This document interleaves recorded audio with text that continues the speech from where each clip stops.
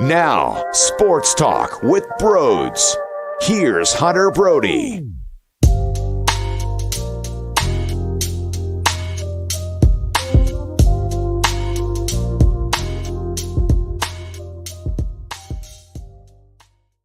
What is going on, everyone? Welcome on into Sports Talk with Broads. What an electric eighth inning down at Citizens Bank Park. And it all was because of not just one man, of course, but Alec Bohm did come up clutch. And it is a typical standard flip Broads, the double bird moment. I had one of my group chats going nuts when Kyle Schwarber was up because we anticipated a lefty-lefty, bases-loaded eighth inning needing a clutch hit for him probably to strike out, and that's what he did with the high pitch close to his ear. He just swung and missed big time. But you look at the matchup, you go, okay, Ashby on the bump, even though he threw a ton of pitches at that point. Lefty, it screams disaster. But the group chat was negative. Here comes a double play ball. Here comes the Phillies shooting themselves in the foot with the golden opportunity to take the lead and punch the Brewers in the gut. It's going to happen. And I said, no.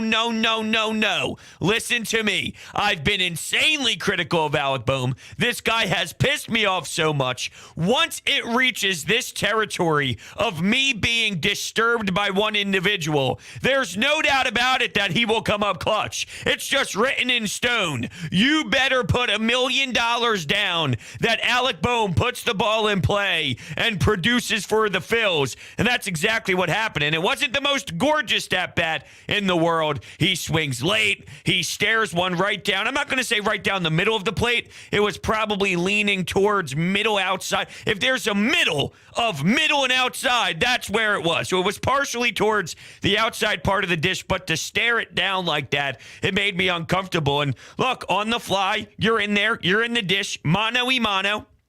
1 versus 1. He got you on a couple pitches. It only takes one, and he drove it, and it was excellent. So good for Alec Bohm. I still have my long-term concerns, but there's no doubt about it that he is shredding right now, and he's a big adrenaline rush for this squad, and he's not hurting you, right? He made the play when Ranger Suarez was in a funk early on, bases loaded, no outs. He then records 2 strikeouts, and for the third out of the inning, Alec Bohm reads the ball well. He actually utilizes his glove to make sure the ball goes in his glove, and then he steps on third base. So right now, he's not crushing you there, and if that's the case, and he's going to provide you this type of offense, then it will benefit you more than it will hurt you. And good for Alec Bohm, because as I alluded to before, when things get tough, there's 2 ways to go. You fall and you collapse, or you shine in the moment, and there's no doubt that he's shining more than failing right now, and good for him, because the team needed it. Camargo ends up driving in insurance as well. Of course he does, because Camargo can actually play, but it all starts too with the 8th inning of Bryce Harper. 2 strikes on him. He puts the ball in play to right field for a second hit of the day. And oh, by the way, the first hit of the day was an RBI in the first inning after Gene Segura went first pitch swinging to get this thing happening for the Phillies first time through the order. How about that? So he gets an RBI. Bryce Harper, that is, his first at-bat. Then in the 8th, he gets the thing going. Nick Castellanos, 2 strikes on him. He puts the ball in play to third base. High throw, but I think he's beating it anyway. Not the fastest guy in the world, but he was getting down the line, and it was a bit of a slow chopper where, he was definitely going to make the third base throw, make it a run for their money, no doubt about it. He gets on. Now it's first and second. JT Realmuto puts the ball in play to right field, and if you look through, 2 strike. Alec Bohm, 2 strike. So when 2 strikes were on him, they didn't have to overswing. They didn't have to overcompensate. No. Just get the ball out there, put the ball in play. Let's see what happens. And what do you know? It was one of your most electric innings you've had, and a big burst of Citizens Bank Park going crazy to help you with the momentum there. All with 2 strikes on these guys. 0-2, 0-2, 1-2. Alec Bohm with 2 strikes. Now, Camargo just went in there and said, hey, let me have it. I'm going to rope one anyway. And that was a nice, pleasant watch for sure. But I really love that 8th inning. There's things that bother me, though. When you think about the shift, all I heard on social media was complaining about, oh, the shift always hurts you. No. It wasn't the fact that the shift hurt you. It was nobody went to third base when the shift happened. It's okay to shift because it helps you. It is a huge, huge bonus, and it's big defensively to shade people over to the right side of the field. The issue was not being on your toes and thinking ahead of the game and getting to step 2 of the shift, which was get to third base. That ended up haunting you. Also, Jose Alvarado doesn't know how to actually hit JT Realmuto. With that said, and this isn't the first time this happened, we can date back to Alvarado previously, and he was a mess. I even mentioned, and I thought on that day, he was trying to see how many balls could get by him. It was like a game. That was the game. How many balls can I throw by JT Realmuto? In this outing, another one happened. Runners move over. It ends up haunting you. So self-inflicted wounds with this team is mind-blowing. But here's why I have an issue with JT. I thought he could have stopped the ball. Everyone's mad at me for saying JT probably should have kept it in front of him. It hit him in the mask. Yeah, but if you see the way his glove was, he probably should have that. JT, we look at him as the best catcher in baseball. You go back there, and obviously my first blame is, yo, Jose, what is your issue? Make sure you hit the damn target. Why is it this bad where you're spiking pitches in the dirt left and right? I can also acknowledge that JT probably should have kept that ball in front of him at the same time. I expect JT to make that play. Both can be true. Both guys screwed up. I'm watching sack flies, score runs. Castellanos almost had a play at the plate. If Bryce Harper was in right field, though, that was to tie the game 1-1. There was a big bang-bang play at home plate there. JT trying to make the tag. They got their foot in. Castellanos gave you everything he could with that throw. Bryce Harper makes that throw. And we heard before the game that Bryce Harper had an MRI on his elbow, showing some mild signs here. Probably won't throw until next Tuesday. Good thing for the DH, because without the DH, we'd be missing Bryce Harper right now, and that would be problematic. But I've mentioned this in the past that, there are some balls that go out to right field, and Nick Castellanos doesn't get there, and, he kind of picks it up. And look, I'm not telling you that Bryce Harper is getting to all these balls, but there are some things that happen out in right field that I just wonder how it would be different if Bryce Harper was the one taking those. And no doubt about it, I think you get that play at first base, or at home plate, I should say, excuse me. Not that it matters because you won the baseball game anyway, but those are the details that will be the difference sometimes. You get a big time out at home plate and they keep the Brewers off the board. Instead of 1-1, it's 1-0. Yeah, that changes a lot of the tone. It changes a lot of the demeanor. A tie baseball game for a handful of the middle innings compared to you having a 1-0 lead. Yeah, there's a different sense of urgency that kicks in when you're the team that's down at that point, and, it changes things for sure. Let's look at the starting pitching today and the pitching as a whole. Ranger Suarez, he looked a little bothered that Joe Girardi went and got him when he did. 89 pitches total. I thought he had an up and down day. Walked a lot of hitters, struck out a good amount as well. Struck out 4. Not anything mind-blowing, but he went 5 1/3. 5 1/3. What the hell am I saying? 4 2/3. Allowed 4 hits, 1 earned run, 3 walk batters, 4 Ks. He had his ups and downs. He went 10 pitches with Andrew McCutchen to start the game. Kutch wins the battle, gets a leadoff double. And you're talking about a hit after that. Now we're talking about a first inning, a leadoff double, first inning bases loaded with no outs. But then you get out of the jam. Had some nice strikeouts involved, but at the same time, walk-in hitters. Looked like he had some trouble with the outside part of the plate, the right-handed hitters. I didn't necessarily love what I saw behind the plate from an umpire standpoint. A little bit all over the map, but, it did seem whatever he thought was a strike for a lot of the hitters. It's just the fact that he had a wider strike zone than maybe I would have loved as a whole. But you saw both sides kind of look at him with a side eye after a couple strikes. Like, yo, dude, really? Because Sir Anthony Dominguez ended up benefiting with a slider on that left side of the plate. And, you saw it there all night long, but I don't love it. If you're consistently wide, though, I guess you could make the argument that you got to adjust to what you've seen throughout the beginning stages of the game, because that's kind of what is going to be how the game is called. Anyway, Ranger Suarez, you saw some good, you saw some bad. That's kind of how I break it all down, and I have no issue when Joe went to get him, and that's kind of what he gave you. Walks, allowed some hits, got out of some uncomfortable things. At the end of the day, if you look at the one earned run, though, and say he only allowed one earned run in 4 2/3, yeah. I mean, you take that as a positive. I would like for him to get deeper in the game, so that pitch count rose big time when he was battling with Kutch. He ended up getting Kutch later on, though, with a big-time strikeout swinging. Andrew McCutchen fell to one knee. That's how badly Ranger Suarez fooled him and won the battle on that at-bat. So he did get his revenge, and he did do fine, but there's some things to tweak as well early in the season for Ranger. And once again, you just don't know what he is because he's not as dominant as what he was last year, but I think he has some great stuff in his bag of tricks. So what level of consistency is the Ranger Suarez of 2022? And there's no way with just a couple of starts are you going to have that information yet. It's just more to study. Sir Anthony Dominguez, 1 1/3. Big check mark for him.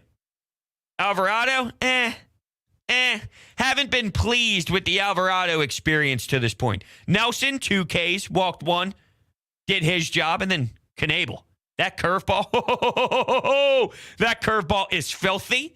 It drops, huge drop. And when he gets on the mound, I feel confident in what the Phillies are going to do. And I don't know the last time I felt this strong about someone in the back end the way that Corey Knebel gives us that vibe. I did love Hector Neris last year in the 8th inning role, in that 8th inning vibe. But when we talk about pure closer, I'm loving me some Corey Knebel right now. And I feel like the Phillies will win the game when he takes the ball, when he's on the mound, when the Phillies have a lead. And that's a strong, strong feeling. It's a big win because if it was a loss and you lose 2-1 and you think about how the pass or the wild pitch by Alvarado plays a role and just looking at situations like nobody covering on a shift and just things like that that really irk you. You can't sleep well at night. And sure, you salvaged the series in Colorado, so you didn't get swept, but you still lost 2 of 3 in Colorado.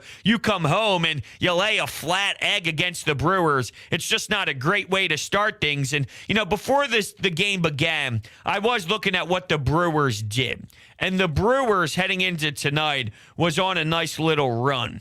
They had, just to look at it, they were playing the Pittsburgh Pirates, to be fair, but they took the final game against the Cardinals. It was a 4-game set. It looked like they split that 4-game set 2-2. Then they played the Pittsburgh Pirates in Milwaukee, swept them in a 3-game set. So they were on a 4-game win streak. And sometimes I just play the game of, it's time. It's time for a team to lose.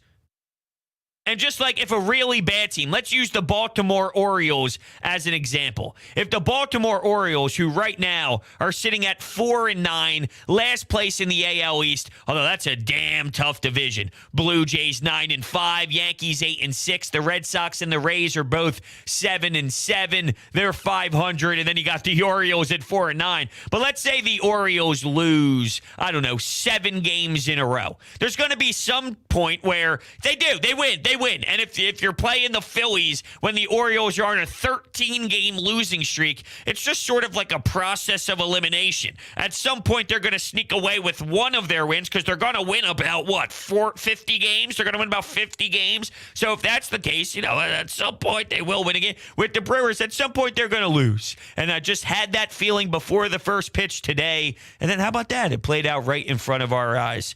Odubel played today, by the way. And that's what happens when Matt Vierling doesn't take the job, when Mickey Moniak got hurt and he didn't really have the opportunity to run away with anything. And then with, look, Musiotti, he didn't do atrocious. He played a good defensive center field, but not somebody that you're probably going to want to rely on. Odubel somehow slides in there and tries. He had one ugly, hideous strikeout where I don't know what the hell that swing was, trying to fight off a pitch on the outside part of the play. It looked like he didn't even want to swing. He wasn't committed to the swing. And halfway through the swing, he went, damn it. There you go. But, knowing that he once was a player in this league, he's hitting ninth in your lineup. If he's your ninth hole hitter, taking away all the off-the-field issues, which isn't easy to do, of course, because it was so disgraceful of a human act, but taking away the fan base's hate for him, just looking at it from a baseball standpoint, if he is playing his best baseball and that's your ninth hole, it's not the worst case to be in from a baseball standpoint. But, of course, I would love for anybody else to win that job. But if they don't win that job, this is what they're going to do, similar to last season with Adam Hazley and Moniak and everybody and their mother. Got some swings there. No one ran away with it. Well, we're pretty much going right through that same exact experience right now with Odubel Herrera. Did not do much today at all. But you're middle of your lineup. Look, Gene out of your leadoff spot got 2 hits. That's massive. We're trying to kind of figure out what your leadoff spot is going to be. He gets 2 hits.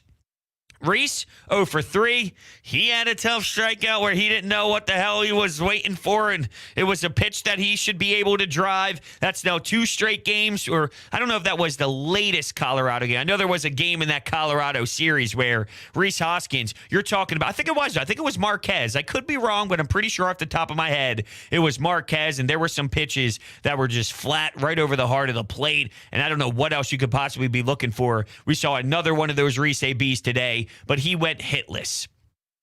After that, you got 2 hits from Bryce, 2 hits from Castellanos, 2 hits from JT.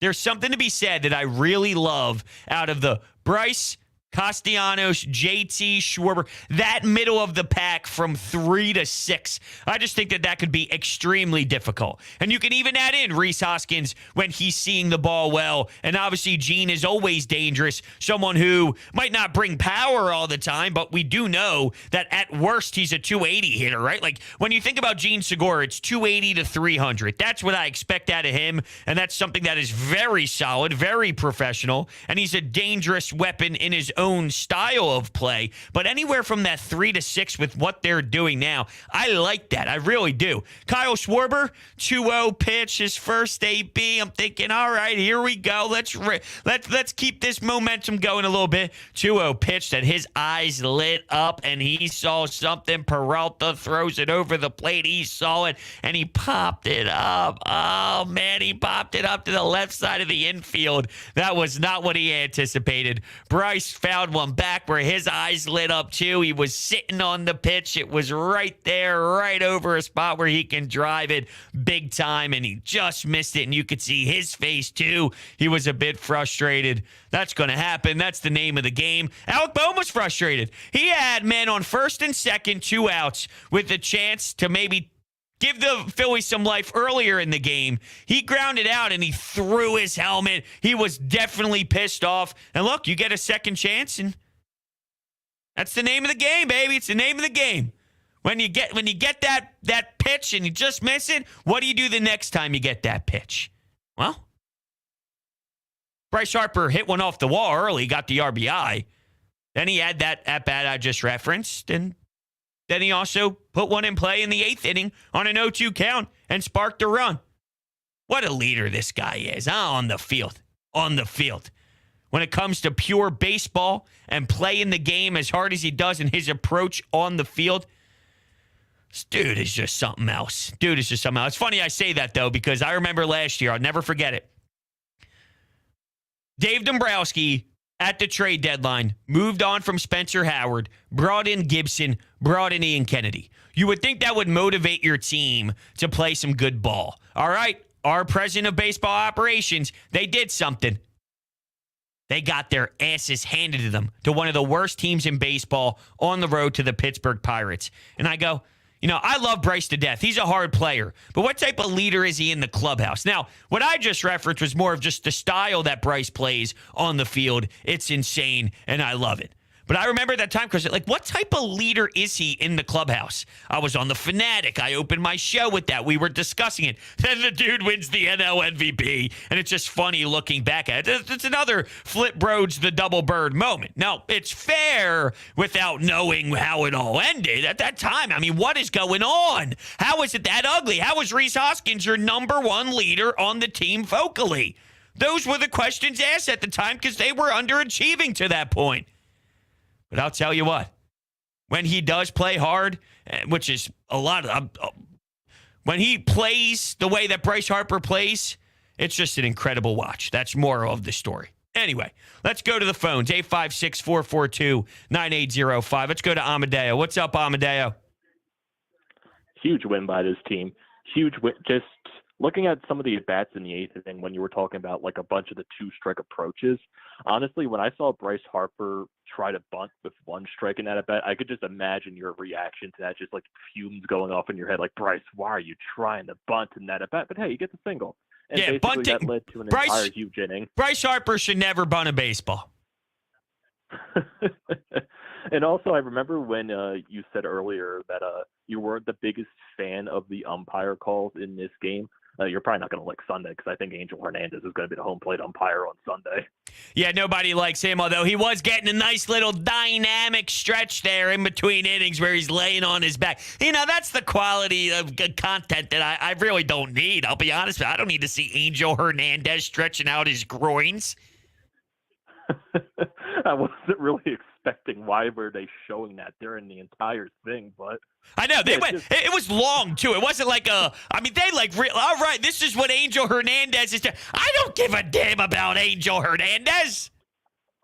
How long did that segment have to be? It had to be at least 20 seconds. They're showing this man stretching on the field. I know, it's crazy. It's crazy. But no, I mean, I didn't despise behind the plate. I've seen way worse. I guess maybe the bar is set pretty low. I didn't despise it. I just thought that, you know, on the outside part of the plate at times, that left side part of the plate, it was stretched out, but it was stretched out for a lot of people involved. It wasn't one of those where for some hitters it was something, for other hitters it was other. I saw Brad Hand a few games ago put one beautifully on the bottom half of the plate. It was called a ball. He puts it in the same exact spot on the next pitch, and it's called a strike. It's like, what are we doing here? Thought it was consistent. It was just a little wider than maybe I would prefer as someone who was enjoying the game from a distance, of course. Let's go back to the phones. Hello, you're on Broads Media. Hey, Bros. Love listening to your stuff after the games, man. Hey, a couple of quick things. It's super early. I know we show Bohm a lot of hate, and rightfully so. The dude has absolutely blown defensively. But first thing, I really think, he's done a really good job.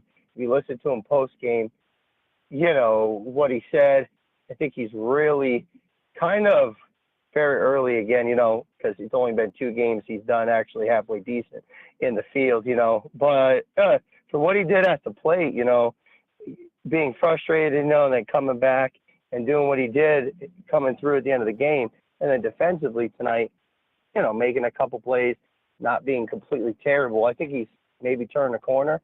And then 2, I absolutely agree with you on this lineup. I love this freaking lineup, and I know, we've talked on the show before about, it's not all up to the manager and stuff with the lineup, but I got to love what Joe Girardi's done with the lineup and the guys that produce and what they're at.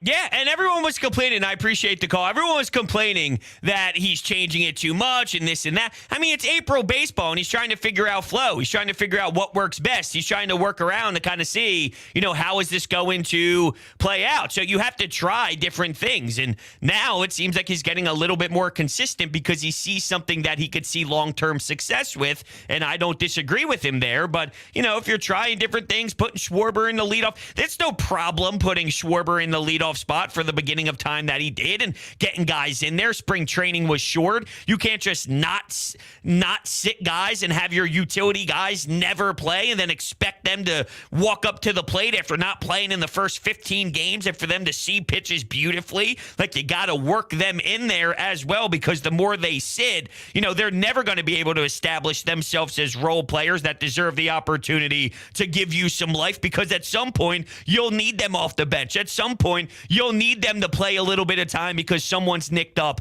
and somebody's injured. So the way that Joe did things early, I was listening up in New York to Michael Kay, who's the Yankees announcer, and he has his own radio show as well. And, he had on Aaron Boone. And I'm just so fascinated with the relationship between Yankees fans and Aaron Boone. And they asked him a question about why is the lineup this and how come people are always sitting out? He's laughing. Like, you have to get guys in. These guys are professional players where they are going to play some game. At the end of the day, if you look at your best players and they're playing 140 games out of 162, what are we complaining about here? And, if we look at the early stages, this guy's in, this guy's out, Stott's out, Bohm's in, this, that. Like, stop bitching. It's going to take time. There's 162 games. We have to figure this out. We got to give everyone chances to get at bats, and it will work the course. Just give it some time. And that was basically Aaron Boone's message. And I got no problem with that. I think that that's fair. And there was an overreaction early on because the Phillies weren't winning baseball games, but it wasn't related to Joe. It was related to the players just not performing in those moments. Now, I know nobody's going to like this and like hearing me say this, but, even with Alec Bohm, I said this after last show, even though he had a good game in Colorado, there's just something missing. And I'll read you some messages. I was talking to someone who understands the game very, very, very well. This was during Bohm's at-bat. Bohm up there shitting himself right now. How the fuck are you late on that 2-0 fastball? I mean, what the fuck? Then stared at the next ones. I'm going to be that guy when I'm usually optimistic. He's lucky as fuck he got a hit here because holy shit, he just almost blew the game on some pure pussy ball. Crazy. I was like kind of taken back a little bit. All right, so we continue. So then I said, too many people love Bohm. Because of what he did and the reaction, it's like people have more emotions towards him. So they're in love with the way he handled everything. So it puts him at a different pedestal, if you will. So then he continues. Most people love Alec Bohm's ceiling. And ever since the I hate this place moment, he's been noticeably better defensively. But the guy is just awkward as fuck. He makes me scratch my head way too often. Only thing that keeps me on the boat is the exit velocity. Even last year in a horrible season, he was 91st percentile in exit velo. Just fucking build on that, please. How do you not destroy that 2-0 fastball? Blows my mind. Now, there's a key phrase in here that I always go back to with him. The guy is just awkward, and he makes me scratch my head way too often. And you could say, well, he's young, and he's only 25, and he's going to need time to grow. There's just something about it. You're not wrong where you say players grow. I'm the number one defendant of players grow. I just watch him, and this is there's things that you could work on and grow at, and then there's your identity as a ball player. And you can separate both where, yes, within Alec Bohm's game, he can work on things and develop, but then there's a part that's kind of like your base, your mold, right? So there's what you can grow from your mold, but there's a part of the base of Alec Bohm that I just don't know if I'm ever it's gonna take some time. That's all I'm gonna say. It's gonna take some time. Right now, he's hot, so everyone loves him. He's hitting extremely well, and there is something to be said about that exit velocity. I'm not saying he stinks or he's the worst ever, or he's like never going to be able to get hits, because he can hit the baseball. I don't think he's a disaster at the plate. I really don't. I think he can be a fine hitter. But the overall product, I just think that there's something missing in his game that's really going to hurt him from being someone that I could truly believe in. But who knows? Maybe I could be wrong, and there's a reason why we have Flip Rhodes the double bird. There's a reason why that's in play, and I'm here to embrace that. I'm rooting for him. I will never not root for him. Anyone with the Phillies uniform on, I want them to succeed when they're playing the game of baseball. So when that play happened today, I was screaming, I was stoked, I was happy, I was pumped, because I want to see winning baseball. I am rooting for Alec Bohm just as much as Alec Bohm's number one supporter. But there's just always going to be this little, it's the angel and the devil. That's what it is. It's the angel and the devil. It's one side of me goes, look at that exit velo. The other side goes, dude, come on. He's awkward as hell, and he's missing it. But we'll see. We'll see. He's been playing really well this year at the plate, and that matters. All right, let's go back to the phones. You're on Broads Media. Hello, can you hear me? I can hear you. Hello. Hello, how are you? I'm good, man. How are you? I'm good, thank you. So, that Knievel, or however the hell you say his name, that knuckle curve was looking nice. Yeah, he's got a nasty curveball. That thing drops like oh, man. When that thing goes, it's like, good luck, McCutchen. Good luck. Exactly. I remember saying, I was like, damn. Yeah, but that was a really good win. I'm smoking a stogie with my boy about it right now. Nice. Because we're still we're so happy. Some dude just pulled in the parking lot, though, so we're kind of nervous. But we're living, man. We're living. That's awesome, man. Yeah, no, I mean, look, it was a really fun game. That 8th inning, everyone was roaring. It was crazy. And that's what baseball is all about. When you get those moments and the adrenaline rush, Tom McCarthy on the call, you're scoring 2 runs to take the lead, you hear everybody erupt. That's outstanding. Now, the opposite side is when you're seeing the middle innings and nobody can get a hit. It's like, all right, come on now, fellas, right? So you kind of got the yin and the yang, but at the end of the day, you got a W, and that's the most important thing. Exactly. Love it. Well, I appreciate the call, man. I hope you enjoy your stogie. That's for sure. Now, in the chat, there are some things being said about the Alec Bohm statements. Unreasonable hate there. Dude comes up clutch, but people still want to break him down. Well, because I think it's fair to analyze the experience of Alec Bohm as a whole. See, the difference is you're just looking at the one at bat or the where he's at right now, and that's fine. I'm not saying you have to look at everything, but if you look at everything and you just look at Alec Bohm, can you sit here today and say you truly believe that he's an everyday third baseman on an MLB baseball team? I think he's a DH. I don't think that you can hide him. Maybe you can hide him at first. And this is the last thing I want to do is say every game it seems to come down to this. I'm not trying to do this. It's not unfair hate, though. That's my problem with your statement. It's not unfair hate. It's reasonable hate based off of the full body of work. When you go to jail, not jail, but when you go to court, they don't just look at your last 3 months. If somebody said something about a murder scene, right, and they think that you did it and you're part of the murder, they don't say 3 months ago, and they just take from the 3 months and go from there. They're going to look at everything. They're going to look at everything prior to that. Well, your last 3 months were good. The murder happened 6 months ago. Your last 3 months were good, though. No. What happened for the full body of work? You get questioned on everything. Well, it's fair to question everything. In my head, that scenario that I just laid out, it sounded a lot better. I don't think I necessarily described it as well as I would like to, but there's a way when you are on trial where you get questioned, and they don't just pick and choose a couple months to look at and analyze. They got to go through the whole body of work. I think you guys know what I mean. There's times to analyze the whole body. Well, I mean, the only time I talk about the Phillies is after each game. That's all. And we were pointing out the at-bat today and a message I got during the at-bat. So, I got you. He's playing well right now. That's all. That's all. He's playing well. That's fine to say that. He's playing well. I am not a hater. There's a difference between hate. I hate Ben Simmons. All right? I hate Ben Simmons. I do not hate Alec Bohm. I hate Ben Simmons. I root for Alec Bohm. I do not root for Ben Simmons to succeed. I don't root for Carson Wentz to succeed. I openly root for Alec Bohm, and when he's at the plate and I want runs, I want him up there, and I feel confident that he will deliver because of what he's been doing recently. That doesn't mean I don't have long-term concerns about him as a whole because there's just something missing. All right. We'll go back to the phones. Hello, you're on the air. Hey, can you hear me? Yes, I can. Hello. Hey, I was just on, but I got to get this out. I absolutely hate and have for the last 3 years everything about Odubel Herrera's game. I don't care if he hits 40 home runs this year. I know we have no other option, but I literally would rather see Simon Muzziotti. And it's just ever since his suspension and then he comes back and his stance, I just hate everything about his game. I think he is a waste of freaking a roster spot. You know, when you got guys like Camargo, you know, not that he could play center field, but, you know, I'm just using a random example, who are playing their freaking ass off.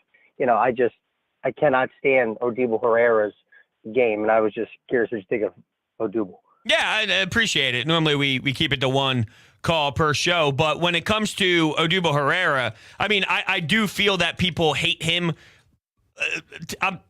You're allowed to hate Odubel Herrera. I'm talking baseball-wise from the game. I understand why people don't like Odubel Herrera, and I'm not going to tell you you're not allowed to hate Odubel Herrera. Absolutely 1,000%. You are very allowed to hate Odubel Herrera. When it comes to the game of baseball, though, he's not the smartest player in the world. I'm not telling you I'm a huge supporter of his game, but I do feel that people rip his game more than it deserves from a baseball aspect. Everybody wanted Chris Bryant badly. And they were saying that, Chris Bryant this, Chris Bryant that. Chris Bryant hit like 260 last year. Odubel Herrera hit 255. When you go back to He hit 260 last year. Odubel Herrera hit 260 last year. And he had 13 home runs. Chris Bryant last year hit, 264? So just to put it in perspective of everyone he hit 262. So, with the Giants. He has more pop. Chris Bryant, I want over Odubel Herrera. I'm just laying that out there where people would have spent the biggest contract ever this offseason to go land, not actually ever, but you get my point. They'd be willing to open up the checkbook and say, go get Chris Bryant, who was a 262 hitter last year, and Odubel Herrera was a 260 hitter last year, and he's a career 274 hitter. I hate him for other reasons outside of baseball. His game of baseball, while he has mental mistakes, he's not sharp in the field. People act as if he is the most egregious center fielder to ever play the game, and I think that was more just because the organization at the time was in a state of losing, so he was tied to that because of the Matt Klentak and everybody else and just where the franchise went after the beautiful run that we had. He was part of that with Mike Franco, so there is a set of eyes that are on him with a certain thought about it all. But yeah, anyway, that's kind of my thought on it. With that being said, though, we're going to kind of shut things down here. I want to thank everybody so much for hanging out with me. If you're new to the channel, hit that subscribe button, hit that thumbs up button as well, and I greatly appreciate all of your support. If you're looking to buy tickets to go to Phillies game, SeatGeek promo code BROADS gets you $20 off of your purchase, so make sure you utilize that. That's free parking. That gets you some beer, some booze. Definitely partake in that. Promo code BROADS, and then social media, Broads Media, TikTok, Instagram, Twitter. Hit the follow button there. Thank you guys so much, and I will see you next.